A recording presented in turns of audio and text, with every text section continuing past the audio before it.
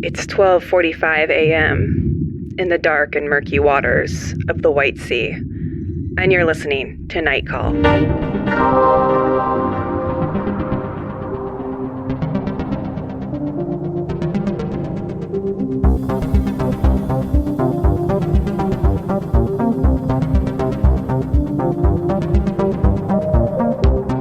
Welcome to Night Call, a podcast to keep you company on those strange days and lonely nights. My name is Emily Yoshida. I am in New York, and with me on the other end of the line in California, it is... Okay, fine, I'll go first. It's Tess Lynch, and with me is... Molly Lambert. Hey, everybody. Hi. Welcome to the holiday season. We're officially in the holiday season. The real Higa season. Is that how you pronounce it? I always thought it was Higgy, and then that commercial where it like walks you through the pronunciation really kind of shook me. But Higa? I don't... Is it Higa or like I don't know. Huga? Huga? Huga. It's a hookah. Huga is what I would trust because it makes the least amount of sense. And it's a Scandinavian language. It means just like cozy, right? Yeah. It has like a meaning, though, that's deeper than cozy. It's a Danish and Norwegian word for a mood of coziness and comfortable conviviality with feelings of wellness and contentment. That's great. I'm going to completely botch it, but there's like the Japanese concept where it's like you're both successful in your career and happy with your personal life and like everything's working out. It's like basically nirvana, but it's like earthly nirvana. I can't remember what it's called. There's a German version of Hüge. What is it? Gemütlich. Oh, yeah. Gemütlich. Gemütlich. What are your guys' favorite cozy things to do during the holiday season where it's about 85 degrees here in Los Angeles? Oh, it sure is. I went to the Hollywood Christmas parade yesterday. It was the 89th year of this celebration. I've never been to... I don't even know about Okay, the Hollywood I had never been Christmas to parade. it before. I knew about it. It's like a local parade, and they show it on TV. I was trying to explain it to my friend. I had just gone to the Doodah Parade, and then I realized I like to go to parades, apparently. And I was like, the Doodah Parade is to the Rose Parade as the Hollywood Christmas Parade is to the Macy's Thanksgiving Day Parade. It is like an extremely bootleg Christmas parade. Mm-hmm. It is so bootleg. You would not believe. Tell us why. Well, I don't exactly know why, but it's kind of amazing. It's like, first of all, it happens now. Yeah. Before it's even December. And I explained to someone that that's so they can film it and show it later. Oh, my God. Guys, don't you know that the holiday shopping season starts the day, like Thanksgiving Day? Right. It's Christmas. And this is like, they filmed this parade. It was hosted by Eric Estrada. Mm-hmm.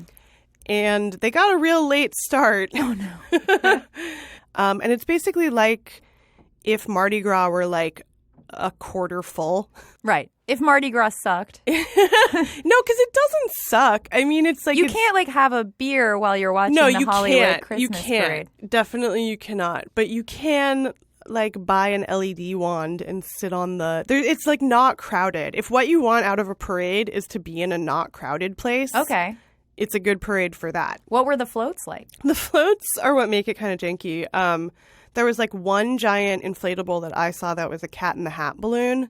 And it was actually amazing to see a giant inflatable balloon in real life and made the whole thing worth it. Uh-huh. But it was also the slowest parade I've ever seen. It's LA, baby. And I kind of like walked down the line before it started to see what it was. And the main thing that I did see, first of all, it started with like a million cops doing a sort of like terrifying demonstration of power where they like ride motorcycles around in crazy curlicues in formations.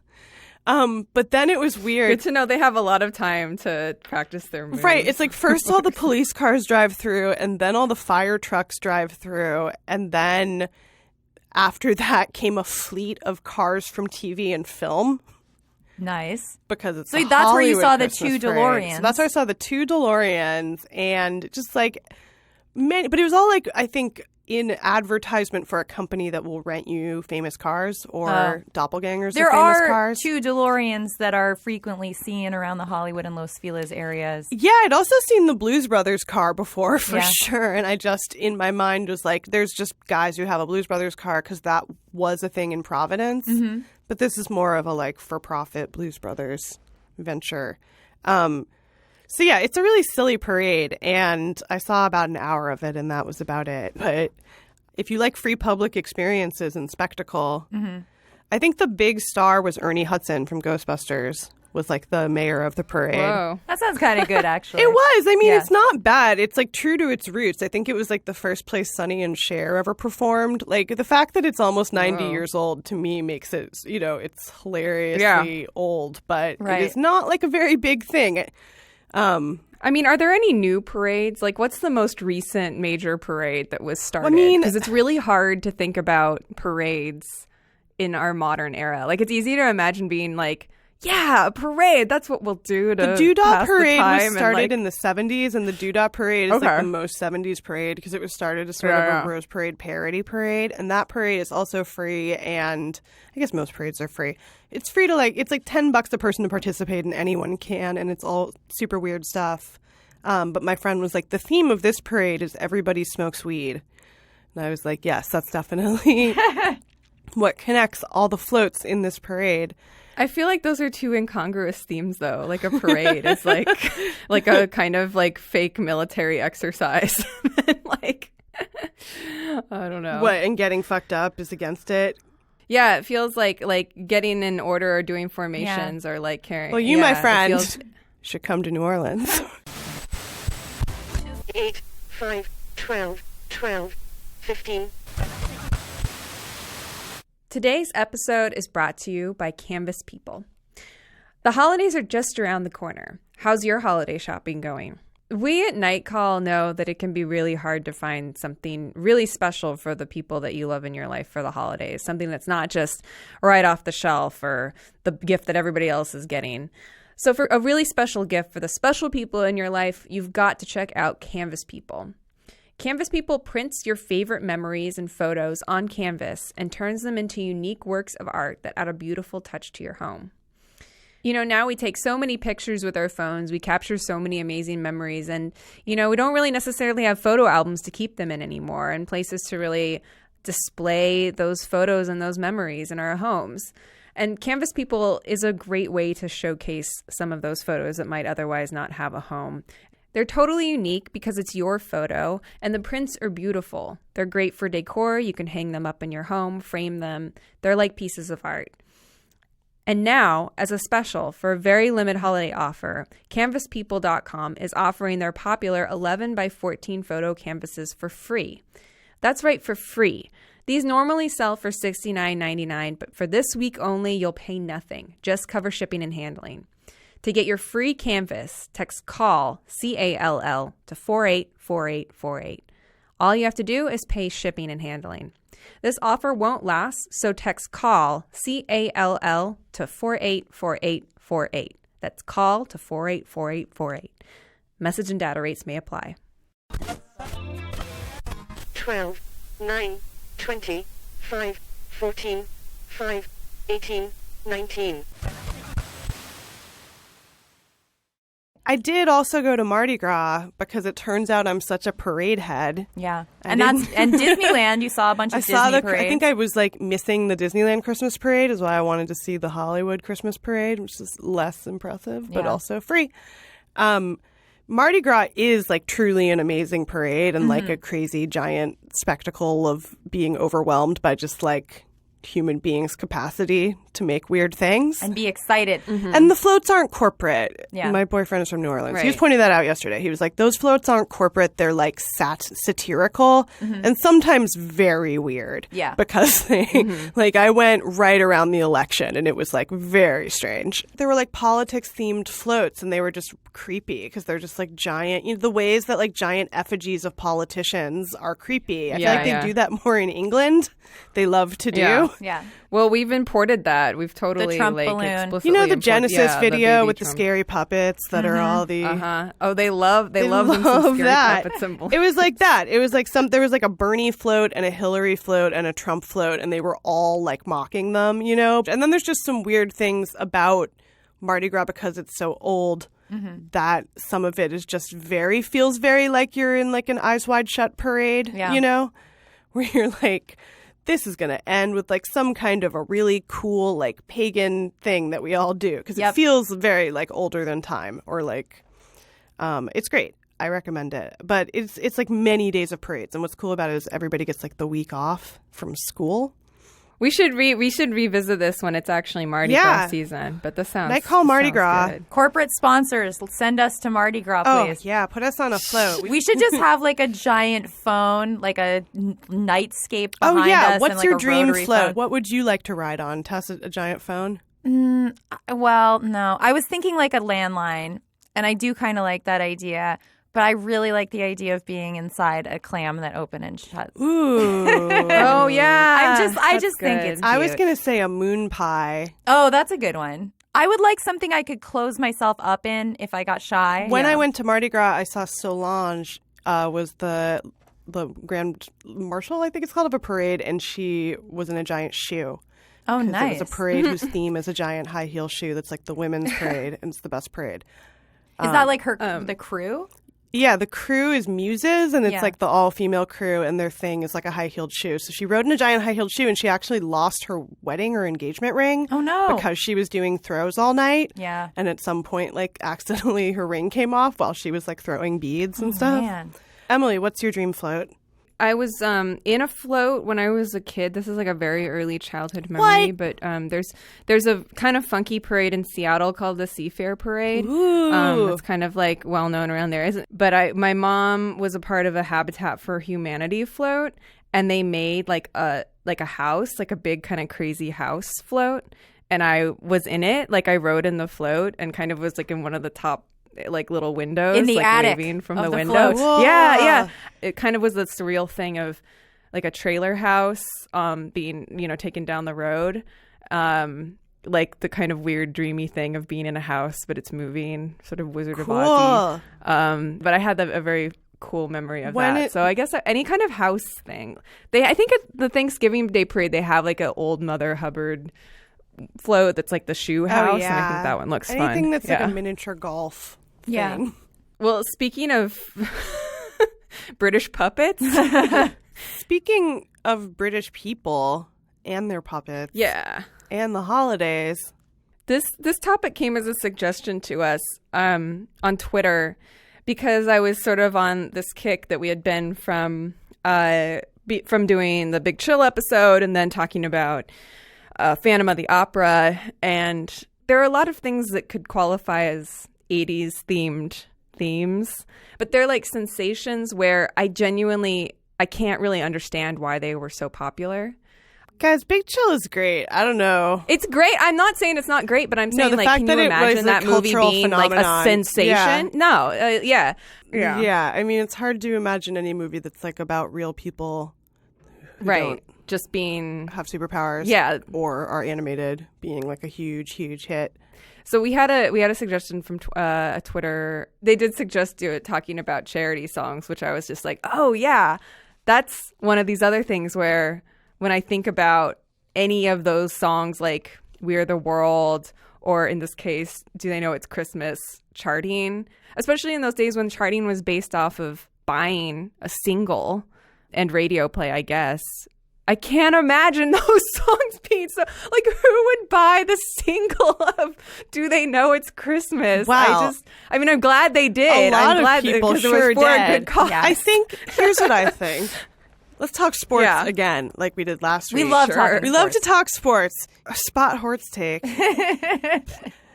It's like a super team. It's like just Yeah, because sure. you put all of the greatest players in history on a team, like they might be a terrible team.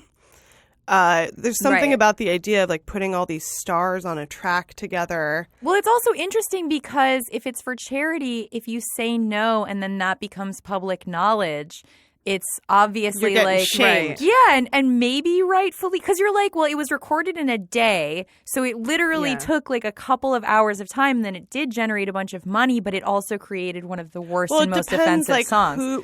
It depends who is running the charity and where the money actually goes. I knew it was a Bob Geldof joint. Yeah, it was a Bob And Geldof Midge joint.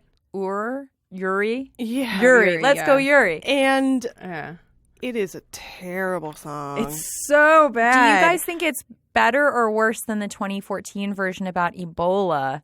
that is like Oh, so I was chillingly just bad. listening to the 2014 version. It's so funny. There was a 2014 It's version? yes, and it was That's about the one Ebola. with Ellie Goulding and Oh, I didn't even know and about Chris this. Martin They and kept stuff a in lot it. of the I mean, lyrics. it's like I think there's something about that song in particular. What makes it so offensive is that it's like so colonialist. Oh, it's and so colonialist. It's like the craziest, and it's the thing of like you're like you should know better than this by now. yeah. the kind of the rampant cluelessness feels shocking now. Also, I mean, it is one of those things that feels like it would be a song in a South Park episode without a single lyric changed. Exactly. You know, we all spent time in the 80s, which is what differentiates We did our us. time in the 80s. That's what differentiates us from the young millennials. Because the 80s are the weirdest decade by far to me. Like, when you look at things from the 80s, they're so weird because they purport to be wholesome. Yeah. It's like trying to reset things to the 50s in Well, some it's way. a bizarro 50s. It's a bizarro 50s, but things are Yeah. things are so dystopian and weird, and that was very apparent.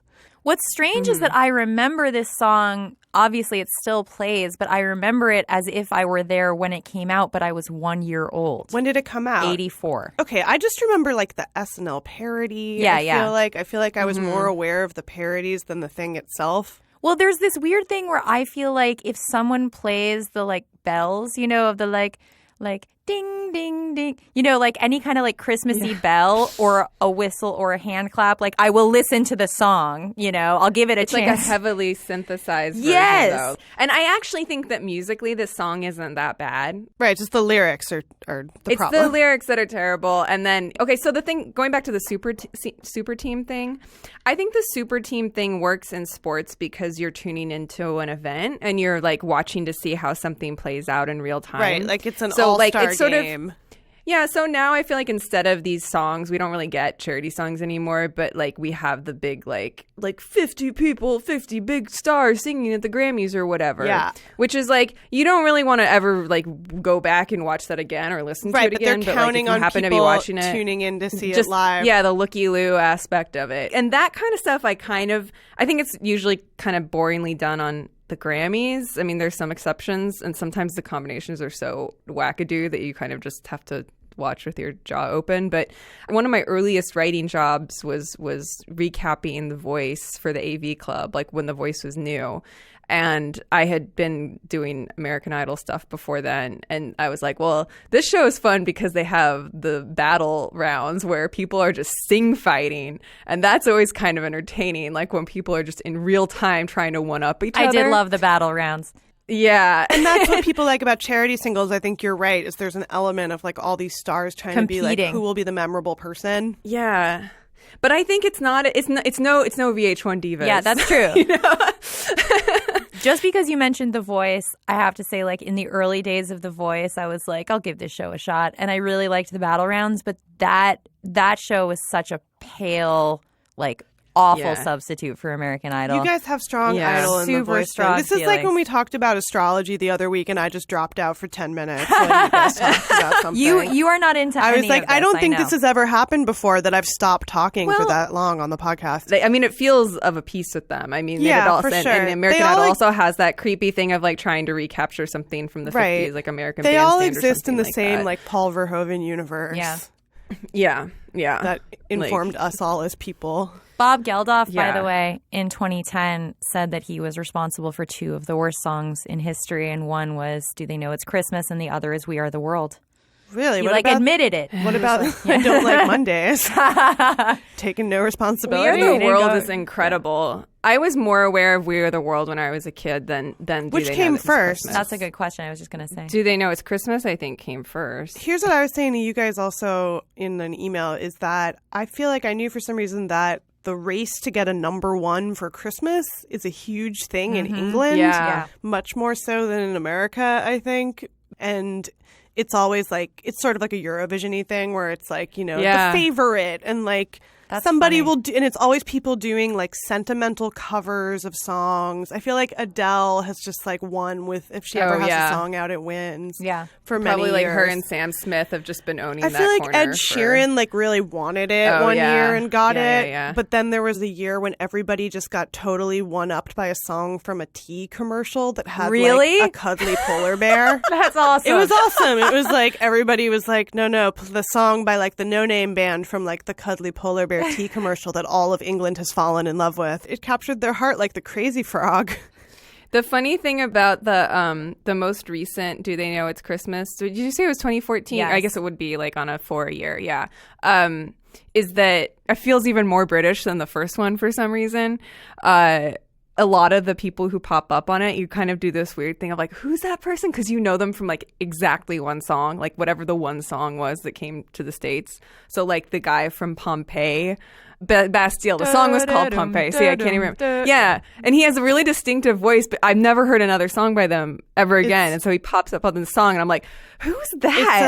I know. Would that you call it a voice. who's who of who's? It's a who? Yes, Oh. exactly. Oh, because That's that a great reminds me, segue. If you like we do, talking about minor British pop stars that other people might not care about, but you obsessively follow the details like, of their is career. Jessie J on this? Yes, Jessie Jessie J. J. I'm pretty sure. Isn't she dating Channing Tatum? Oh, wow. Is that Yeah, true? and everyone's talking about how she looks just like Jenna Dewan. Yikes. Yikes. Yeah, it is. And she like went on a Chinese The Voice and won. No, she was on either X Factor Yes. or The Voice. And she- here, didn't she have a she was in cast?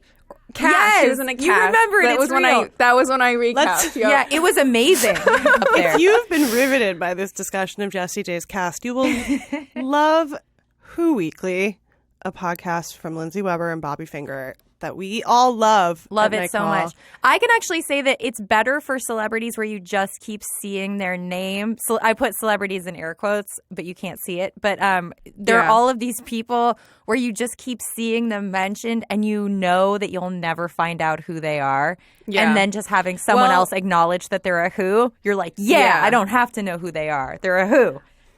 I think it's a great pairing if you're a big Blind Items reader or Crazy Days and Totes. Nights reader, like to have both of those info streams going in tandem, because then you kind of can understand who half the people are that he talks about that otherwise you'd be like, who is Yeah, that? if you, like me, are deeply invested in the careers of stars like Bella Thorne, Bella Thorne. Vanessa Hudgens, The Christmas form. Switch. Is Vanessa Hudgens a who? Well, I don't she's- count her as a who. This would be a great Who Weekly debate Yeah. because she's not a Who, but she's sort of, she just did a Netflix Christmas movie, which will bring us back to our main topic again, about a princess. It's like she and a princess switch places or something.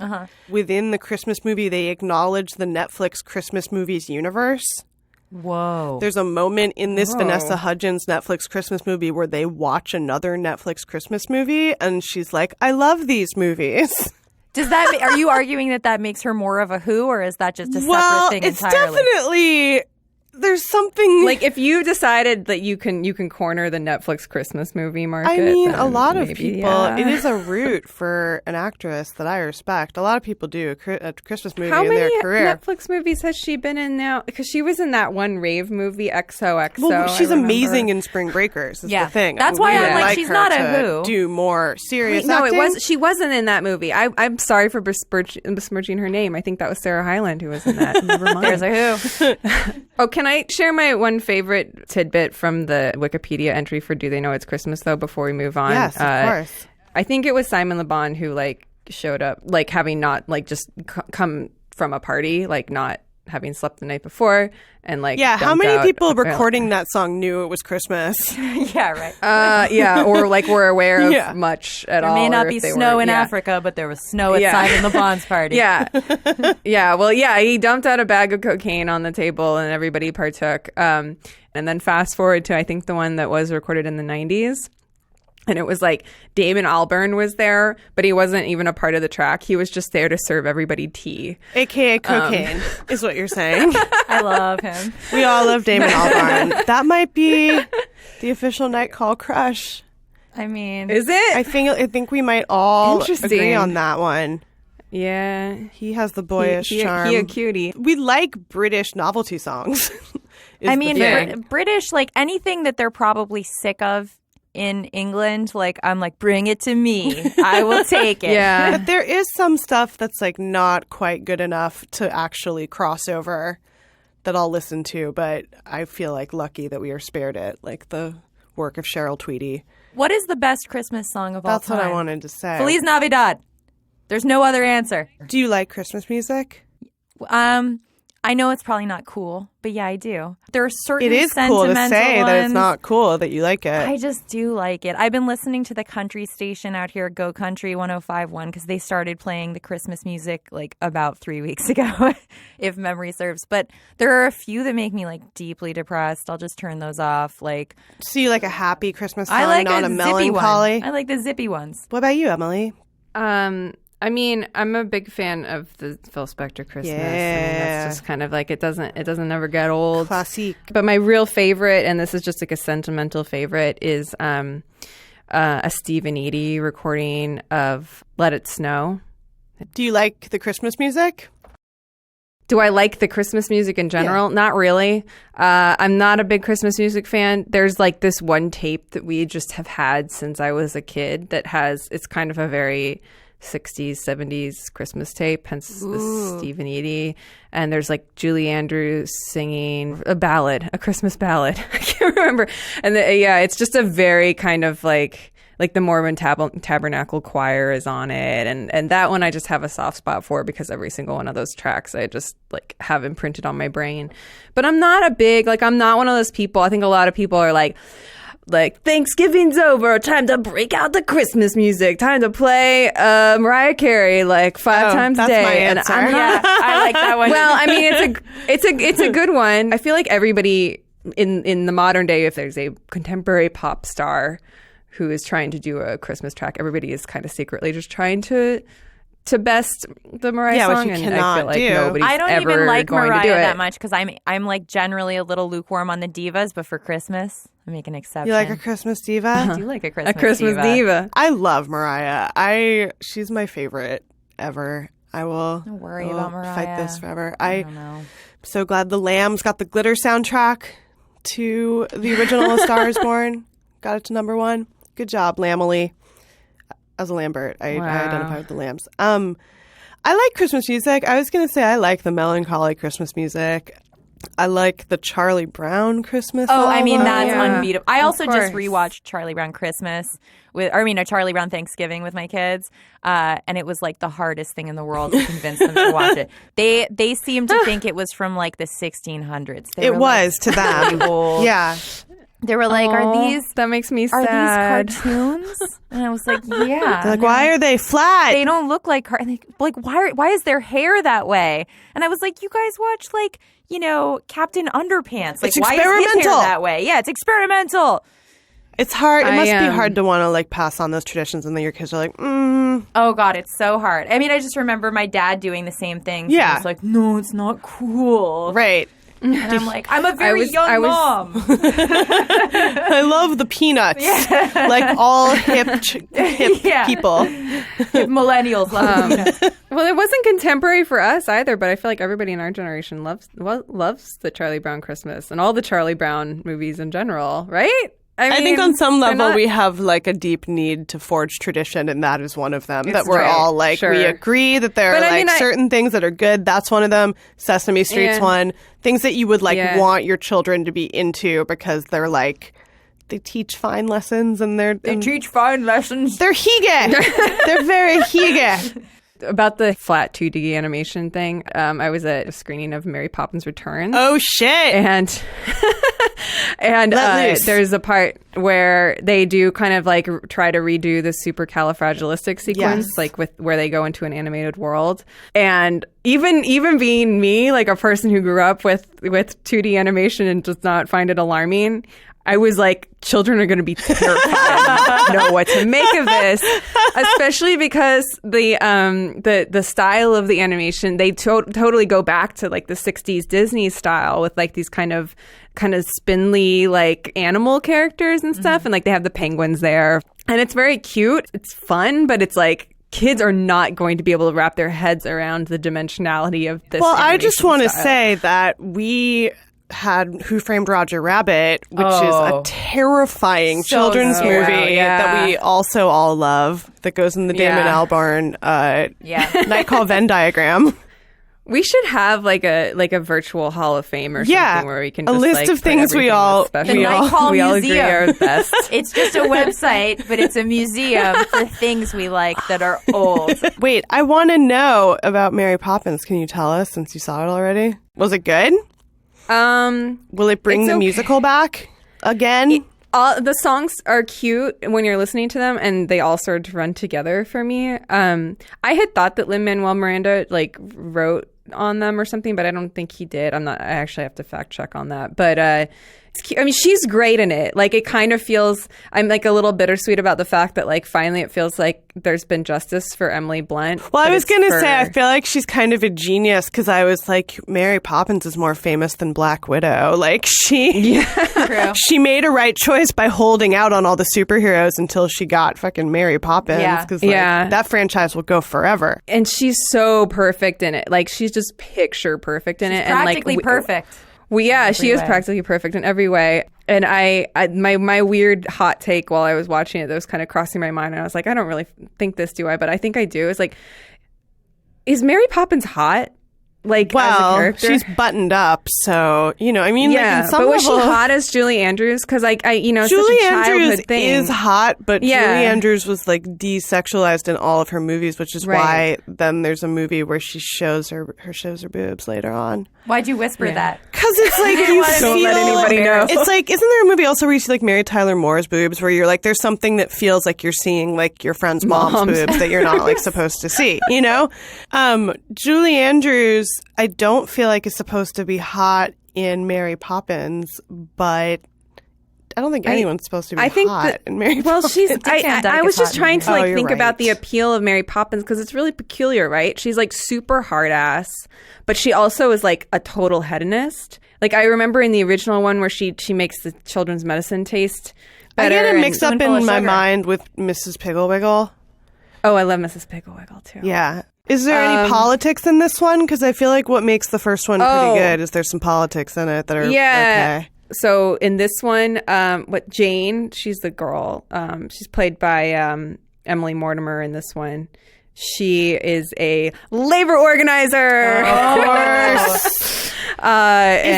This is a thing about Disney movies that I've noticed, is there are like a bunch of Disney movies about labor organizing, but and the Christopher Robin anti-union. Yeah, it's really weird. Like, the Christopher Robin movie is all about like benefits for workers and that's what Newsies off. is about too. And I was like, this is very weird, because this is not in line with how y'all like to behave. I think Mary Poppins, there is this kind of like... She's just mysterious. She's mystical, because you guys probably didn't ever watch Super Nanny.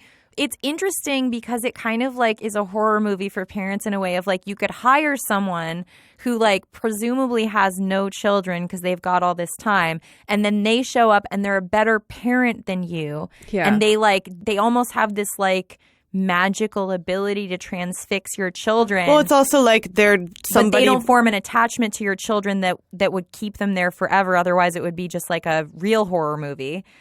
It's just interesting to think about when you're like, Mary Poppins, like she came and she like bewitched the children and was like really good at like parenting them basically, and then was like, peace. But isn't it also like this fantasy of like she has no inner life? She's just there to like serve. Yeah.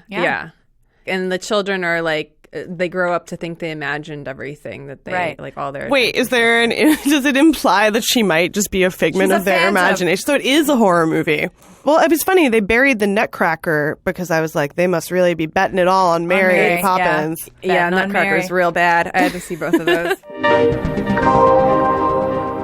Speaking of Emily Blunt, we got an email referencing The Devil Wears Prada and about our last week's episode. People got takes on You've Got Mail. People got takes. This night email comes from Stephen.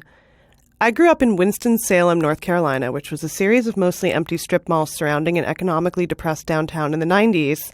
I distinctly remember when we got our first Starbucks in Barnes & Noble and how excited the adults in my life were as a result. I remember my mom telling me about all of the new variations of coffee she could try and how we could now buy virtually any book we wanted. I had never been to New York or any other cultural center, so in my mind, this was exactly what Winston-Salem was missing out on. Seeing successful, charming New Yorkers in You've Got Mail hang out in Starbucks and Fox & Sons affirmed this belief, and I felt like I finally had access to a richer world. Watching You've Got Mail in 2018 still stirs those feelings. I also rewatched The Devil Wears Prada recently and was struck by how much of a pre-recession movie it is. I can't believe all the razzing Anne Hathaway gets for taking a job that is not 100% in line with her interests, even though it is explicit that it could help her career in the long run. It's peak you went to college, so now the world will give you whatever you want. I watched it when it came out and was fully on her friend's side. On my 2018 watch, I was Team Anne Hathaway all the way. Take the job you gotta take. Well, I hate The Devil Wears Prada. I was just going to say I hated The Devil Wears Prada. I read it too. Except for Emily Blunt. Yeah, Emily Blunt is great in it. Amazing. That was her big entree. Yeah, I know everybody came away from that loving Meryl Streep, but I just remember being like, Emily Blunt is the best part of this movie. I don't like to hate on Anne Hathaway, so I won't do it. But there's something about The Devil Wears Prada where I was like, it ticked all the boxes of my least favorite things and like put them in a blender and was like, here you go, sit and eat it. And I was Wait, like, okay, it's been a second since I watched it, but I kind of like it. Can you explain the hate for it? Because I also don't remember how it ends. I feel like it's like the tertiary characters are good and like interesting and well acted and written, and then Anne Hathaway is just kind of like a Mary Sue, where it's like she's this person working for this like crazy boss. If I remember correctly, it's like you have to like humanize Anna Wintour by showing that like she is sad sometimes too. But does she end up being like a kind person? I don't remember that being the takeaway. It's like it acknowledges that she's sad, but does she end up like being redeemed at all? I remember there were like I just remember there were a lot, like the love interest was very boring. And yeah, the love interest is like the least, I can't even remember. For me, it's like so uninteresting to like watch a movie about the fashion industry. Like, it's just, for some reason, it's As time we've you said, can it's How never do you like- feel get about back. Zoolander? That I will watch a parody of anything. There was a whole series of like 2000. I think exactly what this Nightcaller is talking about is like these 2000s movies that were about being like a career girl who's like Yeah. out in the big city to make a ton of money and like smash the glass ceiling at a terrible company and do so by like buying a lot of name brand things. Yeah, so she can be accepted by her peers. Oh, but Stanley Tucci is so good in it. He's really good in it. So that one, I love Stanley Tucci. He's good in everything. Yeah. Though. I mean, it's like. so that one's That's like a the best given. one. But then there was like Confessions of a Shopaholic, which some Yeah. people like, and But does she have a job in The that? Nanny Diaries. This was like peak people being like, This let's is adapt so chick lit 2005. This is to- like so peak aughts. But there's something about some of these movies that make me feel like they like think women are really dumb, you know? Yeah. Where it's Yeah. like, here's what women like. They like this was fashion. that was when the term chick lit became a Right. thing. Was like for books like Devil Wears Prada. There are enough good things in that movie. I don't know. I mean, I know people like it, but for me, it's never been. I watched it once and I've never felt the need to like revisit it. Life is short. If you love The Devil Wears Prada, or Give us a shout. the Mary Poppins franchise, or the alternate universe Mary Poppins that might be in the center of the night called Venn Diagram, Bedknobs, and Broomsticks, which also has an animated part. I Give hope us a that call. they do it. I hope they do a sequel to Mary Poppins Returns called Mary Poppins Forever.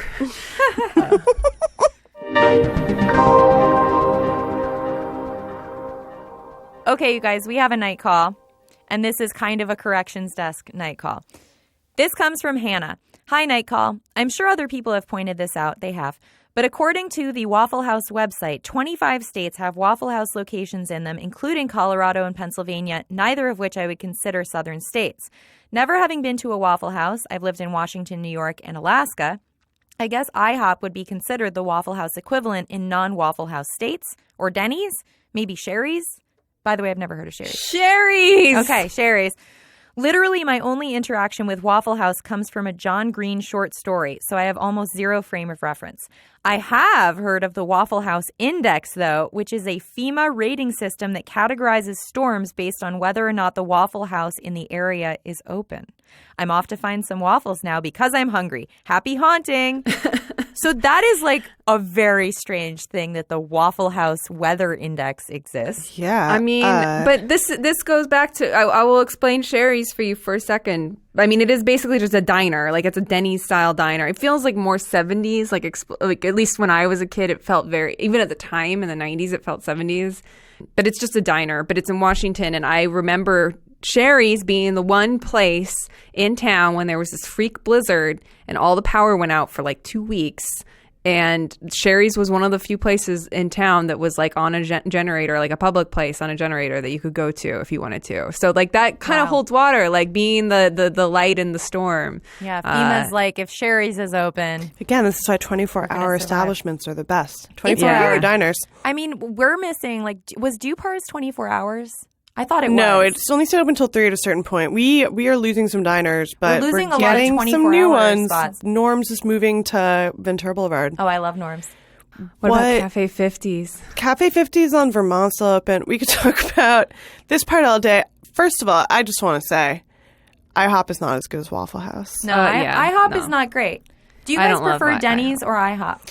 Denny's, but I don't really like either of them. There's an IHOP kind of near me that I go to more than the Denny's. But I just find it strange because of all the things that you could like eat at a restaurant or make at home. It's like it's so easy to make pancakes. What? You know what I mean? It's so easy to make pancakes. Yeah. They even had a spray, Molly, that looked like Ready Whip, and you could just spray it into the pan, and it was like not bad at all. No, it was good. It blew my mind. I was like, how is this good? International House of This food is pancakes. the easiest thing to It's cook just at not home. as good as Waffle House in terms of 24-hour diners. Yeah. I like the no frills aspect of Waffle House a lot. Village Inn was the chain in Iowa and Perkins. Perkins was 24 hours, and their specialty was muffins. So you could always go get a muffin there. You always bring it back to Connecticut muffin. The muffin boom. Connecticut muffin. Yeah, this is the Iowa muffin, but yeah. It wasn't at all open 24 hours. In fact, it had like really limited hours, if I recall, because everything in New England does. But I always loved Friendly's. Friendly's is like such a good diner, man. I've only been to one Friendly's, and I think it was in Hawaii, weirdly. There's Really? a Friendly's in Honolulu, I think. I went to a 24-hour diner in Vegas with Emily called the Peppermill. Ooh. Oh, the That Peppermill was- is like the Isn't everything pinnacle. 24 hour in Vegas? Like, there's nothing but that closes in this Las was Vegas. fantastic. Oh, yeah. What'd The you have? clubs close. That's why. Yeah, some things do close. I mean, this was, I don't even remember what I had, but I had a great time. That's what I had. Oh, shit, Molly. What was the place in Seekonk, Massachusetts that was a 24-hour? I can't think of the name. I can't There's think of the a really name. great diner in Seekonk. I think it was in Seekonk, right? It was nothing in Rhode Island, I think, was 24 Yeah, hours. I can't remember. But there was this one in Seekonk that we would drive to our senior year that was a really good 24-hour diner. I What don't are know your if they had favorite clam cakes then. night callers? If you have a favorite 24-hour diner you'd like to alert us to, or a non-24-hour diner, Or a 24-hour anything. give us a call at 240-46-NIGHT. We did get several emails pointing out that there are Waffle Houses in non-southern states. So I was thinking of that more. As I said, I think when I said it originally, it was more a heart feeling, a more spiritual feeling, less a factual feeling. So I think we said letter of the law, spirit of the law. We can, yeah. So we can. I will acknowledge that I was wrong about that. However, because I've discussed this with several people off the pod, just like, is Missouri a southern state? And I think I've really come to the conclusion that if you had slavery, you have to be a southern state forever. Well, whether or not you like it, whether or not you counterpoint. feel like you're really Midwestern. If you had Wasn't it this is the Missouri Compromise that we have talked about? Yeah. This is the whole thing. I believe it is like sort of was up for debate where Missouri was going to go. But from what I have heard from Missourians, it's the Midwest. yeah, And- they wish. They wish. I'll give it to them. There's been some discussion of like, are we too coastally elite? Even though Emily is obviously, has spent a lot of time in the Guys, Midwest. I'm so- the only one of us who've been to Branson. So Exactly. So I think we should honor the folks from Missouri being whatever they want, and also, And if you can go to Waffle House, do. exactly. This is Just go to also Waffle House. This is the main takeaway. at Yeah. Waffle House. please sponsor Night Call so we can go to Waffle House all the time and it can be our headquarters, our corporate flagship. I'd love to of the record. pod. Well, I think that does it for today, guys. Yeah. We'll see you guys next week. As always, give us a Night Call, 1240-46-NIGHT. Follow us on Facebook, Night Call Podcast, Twitter at Night Call Pod, and Instagram at Night Call Podcast. Email us at nightcallpodcast@gmail.com. And if it's not too much to ask, please rate, review, and subscribe to our podcast on whatever platform you listen to it on. And tell us your favorite Christmas songs that will make us rethink how much we like Christmas songs. This is the longest goodbye, you guys. We are the pod. We are the pod. See you next week. We are the pod.